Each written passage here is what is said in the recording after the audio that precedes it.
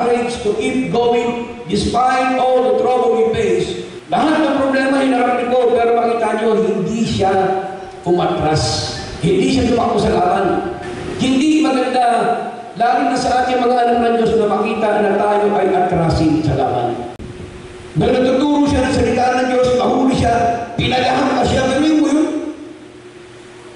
Pamiran tayo mga anak ng Diyos, hindi pa tayo nakaranas na kahit isang pano, atras na agad. Taligod na agad sa gawain. Napakahirap ng dinaanan ni Apostol ko sa pag-inig sa Panginoon. Pero sa akin, wala pang umabol ng bato. Wala pang umabol ng bato, atras na.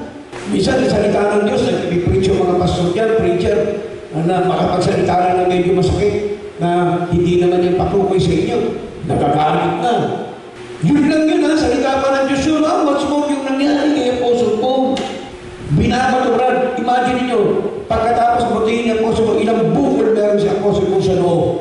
Ilang bukol meron si Apostol Paul sa ulo. Ilang bukol meron siya pasa sa katawan. Pero sabi niya, balayan, maglilingkod pa rin ako sa Panginoon.